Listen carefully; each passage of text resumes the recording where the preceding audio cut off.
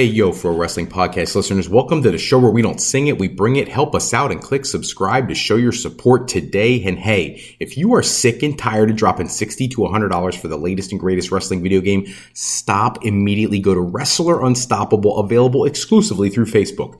You can create a wrestler, you can sign contracts, get involved in storylines, headline pay-per-views, even build your own corporation from the ground up where you can control it all included in Wrestler Unstoppable, available now to all Facebook users totally free. If you want to become a member of the Pro Wrestling Podcast family, you want your name in the shoutouts like my good buddy John down in Texas, then absolutely jump over to our Patreon page at patreon.com/Pro Wrestling Podcast. Sign up today. Listen, you donate $15 a month, you can co-host a live show with me on one of our Saturday Night Live episodes. If you would like to donate $7.50 a month, I will enter you into a drawing to do the same thing. Hello, everybody. Welcome to this episode of the Pro Wrestling Podcast. If you've got questions, you've got comments, something you'd like me to talk about in a future episode, I am always open to hearing what your suggestions are.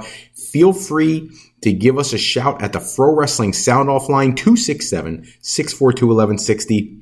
Again, 267-642-1160, and we will get into those topics in a future show. Don't forget, if you've never been to our homepage before, ProWrestling.com, it has our interview series, all our contact information, anything that is the Pro Wrestling Podcast is available there, including merchandise for the Pro Wrestling Podcast, which, let's be honest, who could ever have too much merchandise? You know, there's always something out there that's exciting. So go ahead, check that out and see if there's something there that tickles your fancy. In terms of the news for the day, the week, the month, the year, all kinds of things going on in 2023 already. We're going to start with Alexa Bliss, clearly on Monday night, flashing her heel side, and it is now being reported that she is absolutely being considered a heel going forward after her attack on Bianca Belair Monday night. Now, I get it. We need another heel on Raw. We've kind of done the Bayley thing to death.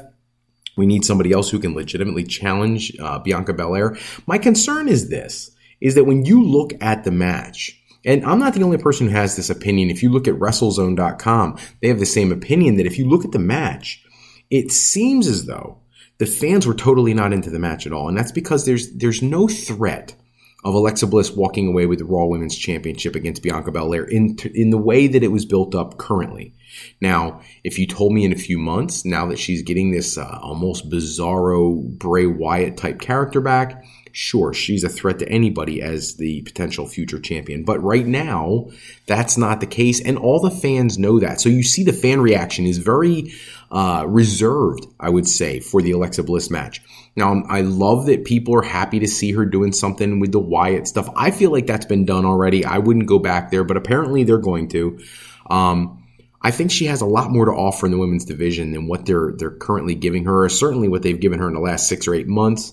But if this is a prelude to something more substantial, if she really is going to be considered a top-tier female candidate to take the women's championship, then I'm all for it. Now, the problem I have with that is if you are a betting person, right, and you hop on and you look at the odds makers for the Royal Rumble, right now, the top 2 odds-on favorites to win the Rumble are Becky Lynch and Rhea Ripley, with Rhea Ripley actually being the odds-on favorite. If Rhea Ripley wins that, then she's the one going to be going to WrestleMania to face Bianca Belair for that championship, which I'm okay with. Don't get me wrong. I think that's a perfectly fine main event for the women's side of things. The issue I have is that where does that put Alexa Bliss, and why are we doing all this buildup if she's not going to have any shot? Now, or do you move her over to SmackDown, have her and Charlotte go at it? I mean, they've done that before, way back in the day. That's possible. But I'd like to see her put in a more prominent position. She's not the biggest female on the roster, but sometimes, given the right program, she could be the most over. And let's face it, some people have been very upset with people like Ronda Rousey, the way Shayna Baszler's been presented ever since she came up to the main roster. Alexa Bliss is a proven commodity. She has a fan base. She's popular. People love to see her perform. So I feel like she needs just a bigger platform to apply her trade, a bigger opportunity to be a big part of the show. And I don't mean going back to being essentially a valet for Bray Wyatt. I don't want to see that again. But I am happy to see she's getting some kind of character change. It's going to refresh her a little bit and hopefully make her a more prominent person on the card. Jumping over to New Japan Pro Wrestling for a hot minute here. Tonight's the night. And in the United States, it's January 3rd, but in Japan, it'll be January 4th before we blink. A lot going on over there. WrestleKingdom's about to kick off. And Hiroshi Tanahashi, who is going to be involved in Great Muta's last WrestleKingdom match in a 6-man tag team match, was speaking to Sports Illustrated and talked about how his goal for the 2023 year by 2024 is that he wants everybody to get back to what they were prior to the pandemic, and he really would like to be champion one more time and promote professional wrestling. And I get it. He hasn't been world champion since 2019. The last time he was champion, he lost the title to Jay White in February.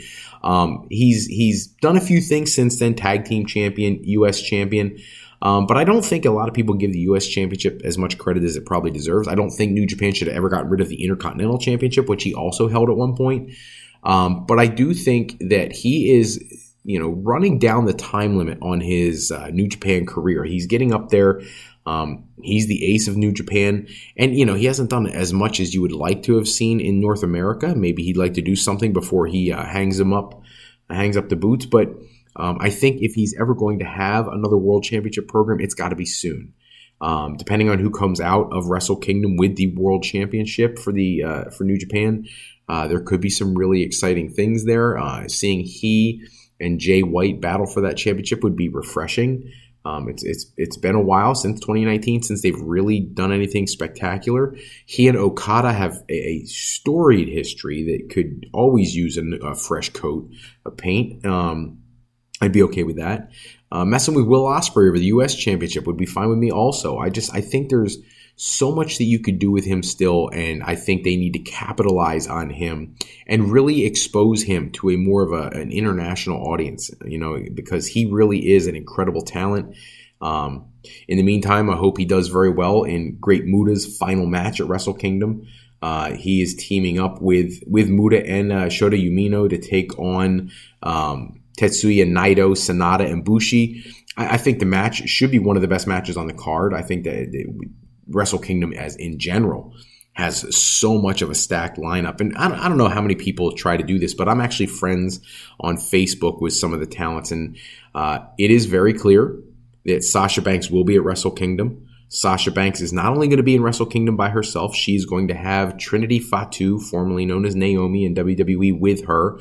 I actually suspect that she may appear on camera, but that's not really the shocker. The shocker for me, and I talked about this on our last episode, is that she also has Bayley there with her, a premium, top quality WWE megastar right now, is in Tokyo with Sasha Banks ahead of WrestleKingdom. Now, I would bet almost anything on it that Bayley doesn't appear on camera. I believe that. However, for those conspiracy people out there like myself who like to think about the deeper possibilities in the world of professional wrestling, can you imagine if Bayley did appear? And the reason I say that is if WWE, because of this negotiation over Carl Anderson being able to go there and defend the Never Openweight Championship, the way they worked with Noah, with Shinsuke Nakamura going against Great Muta on the first, which we'll get to in a hot minute, the way things have been going right now under Triple H's control, I feel like more than ever they want to have these partnerships. Word came out this week, Dragon Lee signing with WWE, leaving AAA, but the WWE cameras were there filming his announcement of going to WWE, and that now AAA may want to have a working relationship with WWE since their relationship with AEW is seemingly on the outs.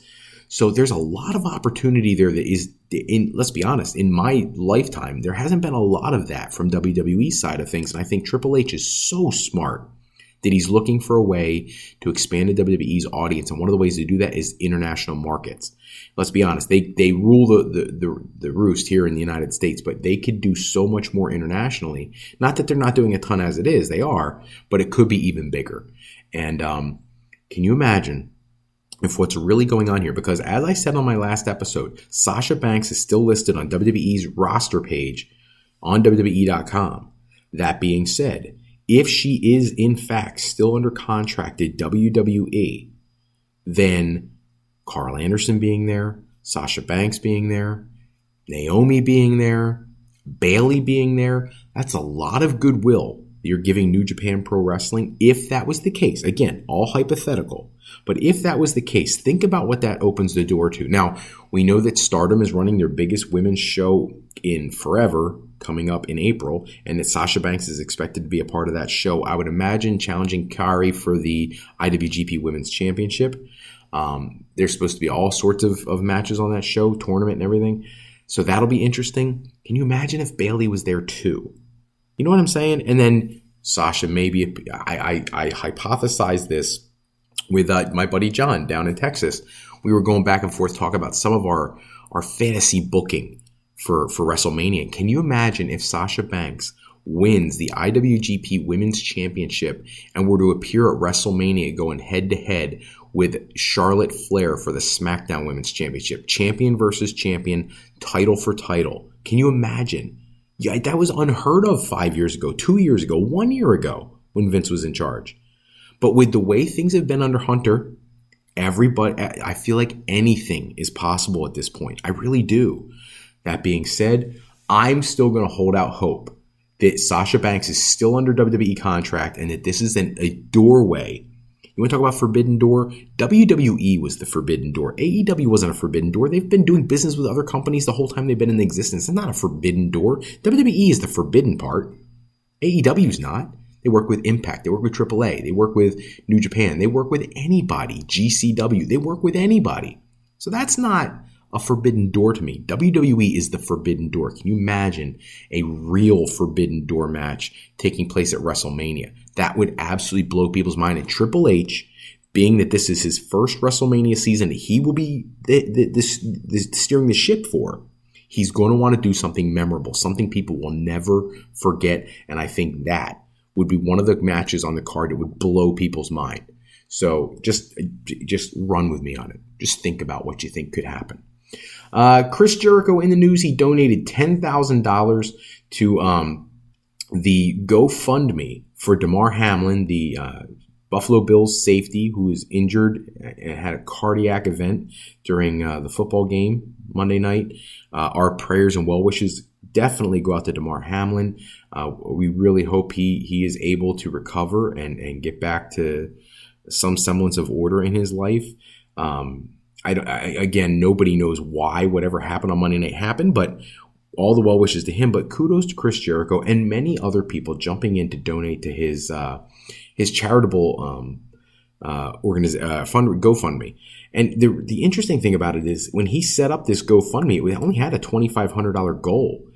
Now it has over $4 million in donations, which is incredible. That says a lot about humanity, people doing the right thing. Hopefully, the young man makes a great recovery. But it's always great to see Chris Jericho seems to be one of the most charitable people out there. And time again, he always seems to contribute to these incredible charities. So, good luck to him. Like that's a beautiful thing. Jumping back over to Raw for a hot minute, MVP, if you were paying attention, when Damage Control was making their way to the ring on Raw, in the background, MVP was shown on camera with Cedric Alexander and Shelton Benjamin, implying a possible reconciliation of the Hurt Business. Maybe it was just an accidental camera shot. I hope not. I actually think the Hurt Business is one of the things you kind of need right now because there's all these factions going on in WWE. There is also conversation about Bobby Lashley returning to being a heel after the whole, you're fired, I rescind your firing and all that kind of nonsense on Raw. I hate seeing him be a heel right now. I just think he's so over as a face. I think you keep him as a baby face. But either way, if they do that, more power to the Hurt Business. My concern is this. Shelton Benjamin is no spring chicken. Cedric Alexander is great, but he's not a... think about some of the best factions in history, Evolution, the Horsemen. You wouldn't put Cedric Alexander on the level with anybody in either one of those groups. I would love to see the Hurt Business include new blood. Not that you couldn't still have the old guys, but I'd love to see somebody added to the group that could really pop the crowd and bring a new element to the Hurt Business. Maybe that's a Bronson Reed. Maybe that's, I don't know. Maybe you bring Omos in to be more muscle for Lashley and let them mend the fences on their previous feud. I don't know. But I don't want to just see the same four guys again because, again, kind of like the Alexa Bliss thing. We've been there, done that. I don't want to see the same thing all over again. So we'll have to see where that goes. There's word out there that there's conversation about the matches being pitched for John Cena for WrestleMania. Last week it came out that Logan Paul threw out a challenge, and it was possible that he was going to be the challenger. There's a new report out there from Fightful Select that Cody Rhodes has been pitched as an opponent for John Cena. I hate that idea. There's other people who are talking about him going against Austin Theory again. Apparently Logan Paul is the most preferred option right now. I'm actually okay with that. I really am. I think Logan Paul is a fantastic performer. I really do. What they're concerned with is they don't have Logan Paul officially booked for Mania currently, probably due to the injury he suffered in Saudi Arabia, but we'll have to wait and see how that plays out. But I would actually be okay with him going against Logan Paul or Austin Theory. I don't want to see the Cody Rhodes thing because I want Cody to have a main event match, and I want him to win a world championship at the show. The same report from Fightful Select indicated that all the plans that Vince McMahon had for WrestleMania are gone. You know, they're pretty much reset button. Even The Rock, who everybody's been waiting to hear that he's going to face Roman Reigns, and I still think that's possible, but he's totally up in the air. Now, if anybody remembers way back last year, March, April, May-ish, they started talking about his schedule for this year, and he does have a lot of free time freed up that he'd be able to participate with WrestleMania season, so that it's still a possibility. But what John Cena's role is the one that'll be really interesting to see how that goes. Jumping into some, I don't want to say independent, but smaller promotional stuff. Alex Hammerstone, if you don't know who that is, he is the MLW World Champion. He's on a 480 or so day, 450 some odd day championship reign. He's got Jacob Fatu, who is another one of the Bloodline family members down the line a ways. Jacob Fatu holds the record for the most days as champion at 819. Hammerstone is looking to break that at some point. He's into 450s, almost 460s. But he was in the news talking about the responsibilities of being a world champion. He was talking to WrestlingNews.co. He wants to take the reins with MLW, be the face of the company. Now, the beautiful thing about that is I love his attitude. The drawback is if you've never seen Alex Hammerstone's work, he's incredible. And it's one of those things where, look, I'm not trying to crap on a smaller promotion. I think MLW is fantastic. I just think that when you're one of the best wrestlers in the world, I would love for you to be on the biggest stages in the world. And it doesn't have to be WWE, but New Japan, AEW, they offer a bigger platform to apply your trade. I would love to see him in either one of those. Heck, even Impact Wrestling, it has enough viewership on network television now that I would love to see him there. But I get what he's saying. He wants to try to really ride this out with MLW. More power to him, but definitely somebody I hope at some point we see in a bigger ring. Some free agency news. Colby Corino is finally wrapped up with the NWA. He's a free agent. He's expected to sign with WWE. That was first reported by Bodyslam.net and again by Wrestling Inc. In addition, Nick Aldis and Mickie James apparently are free agents. Mickie James put that out on her Twitter that Nick Aldis is now free to do what he wants to do. He could sign with somebody today. I would not be surprised if he's a surprise entrant in the Royal Rumble. I think that'd be great. It'd be great for him. I find it interesting that Billy Corgan was out there, the owner of the NWA, the lead singer of Smashing Pumpkins, was out there complaining that he thinks that by Nick Aldis walking away from the NWA, he's destroyed his career in wrestling. I don't think that's the case at all. I think he has a lot to offer the professional wrestling world, so we'll have to see how that plays out. But I can't wait to see where he goes next. There's a lot of free agents out there right now. Matt Cardona, in theory, could show up almost anywhere. Love to see him back in WWE, but as himself, as Matt Cardona, especially if his wife is coming back. There's a lot of talent out there, and I would really like to see some great programming. And Triple H has proven that when it comes to storytelling, he is now the alpha in the wrestling business for storytelling programming. Tony Khan, maybe for the quality of the wrestling matches, if you care about Dave Meltzer match ratings and things like that, maybe. But even in terms of that, I think WWE, I mean, just this past week on Raw, the match between Solo Sikoa and Elias, that was the best I've seen Elias look probably ever. I thought it was a fantastic match. WWE really can turn it on when they need to. So we'll have to see how things play out. Other big news in terms of WWE, Titan Towers, the home of WWE, their corporate headquarters since 1991. It looks like they're about to move to a new set of headquarters in Stamford, Connecticut. They're going to be sharing a building with a whole bunch of other big name companies, Philip Morris, KPMG, different people like that. But WWE is going to get a new 400,000 square foot location, moving all 800 plus employees over to that location. CT Insider published the details first, and it should be interesting to see. This is a major move for WWE, moving out of Titan Tower. They're not selling a property, though, which is kind of weird. I guess they're going to entertain offers for it, but they're not actively trying to sell it. But this is just one more thing that just shows you that they're moving past the Vince McMahon era. AJ Styles gave a little bit of an update on Monday Night Raw. Just going to talk about here briefly that with him with the broken ankle, I can't remember AJ Styles ever being out for a major injury for an extended period of time. I expect that he's going to want to come back as soon as he can. The problem is with his high-flying style, he's got to be careful coming back too early. As long as he gets back for WrestleMania season, I think he could still have a great program. I wouldn't mind seeing something like AJ Styles and the OC against, the Brawling Brutes and Sheamus, something of that nature. I really think that would be an interesting match for Mania. I don't know that they'll go there, but that's something I wouldn't mind seeing. But I just wish him a speedy recovery. Anybody who knows anything about me as a fan knows that I'm a diehard fan of AJ Styles. He's probably, if not my number one of my number ones right now, and all time, he's up there for me too. Shawn Michaels, Sting, people like that are my alphas, but he's far up there as well. Backstage reaction to Dax Harwood. Dax Harwood has a podcast. His first episode, he goes out and talks all CM Punk stuff and talked all about Brawl Out and all those types of things. And it really apparently divided the AEW locker room. Dave Meltzer was suggesting that they need to have a team meeting on Wednesday in Seattle before Dynamite just so that they can clear the air over how to react to this Dax Harwood interview.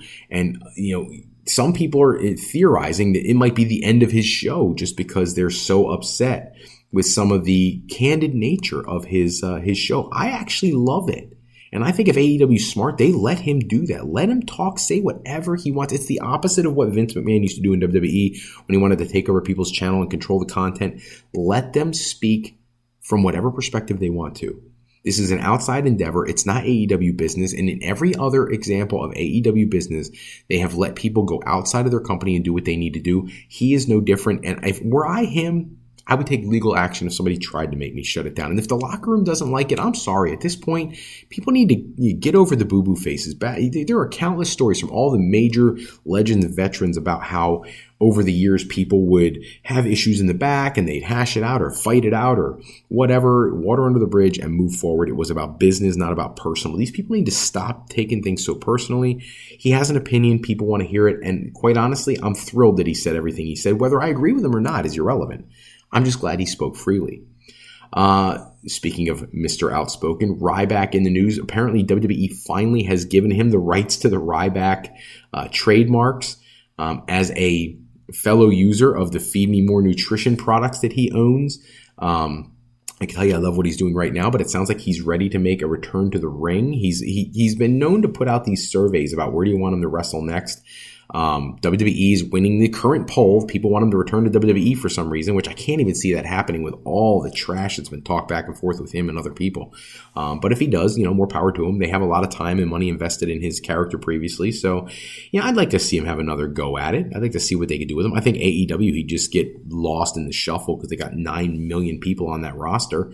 But we'll have to wait and see what happens with Ryback. But at least he has his name and the rights to his name at this point. And the last thing for tonight, I got to tell you, I couldn't be happier with both WWE for allowing Shinsuke Nakamura to go face the Great Muta for Pro Wrestling Noah on January 1st. The fact that they allowed Shinsuke to he put on a performance that is what brought him to North America. He wrestled like he was wrestling for New Japan 10, 15 years ago. He was off the chain. Fantastic version. His entrance, the WWE allowed them to use his WWE music with the violinist, everything. It was very special. You got chills just watching it. It was incredible. Great ending to the match. Great match with Muta. They've wrestled in the past, but this was something special. And I love that WWE let him do it. I love that he was able to do it in a way that is true to his actual character. The only problem I have going forward is WWE, I hope you were paying attention, because that is the Shinsuke Nakamura that we should see every single time he steps into a WWE ring. That was a megastar. And that's the problem in WWE programming sometimes. They worry so much about other factors that they miss out on putting on some incredible action with letting these guys just do what they can do in the ring. That's all the time we have for this episode, but check back with us next time where we run down the latest wrestling news and rumors. Special thanks, as always, goes out to bensound.com and purpleplanet.com. They produce any music or sound effects we use on our shows. Today's show is sponsored in part by Beazle Games. Bring a new friend to family game night. It's easy. Grab a copy of Sketchy People. You get to showcase your artistic side in this game from Beazle Games by going to frowrestling.com, click the icon in the middle of the screen, and grab a copy today to sketch your way to success. And if you're looking for your next career move, maybe you're considering college, university life, or maybe you just need some formal training for your next career decision, go to our sister website at frolifeplanning.com for all your higher education needs, as Fro Life Educational Planning is for today, for tomorrow, and for life with Fro Life. I'm Fred Froelich, better known as Dr. Fro, and I want to thank you for taking a few moments with us today. Until next time, take care, everybody. Have a great night.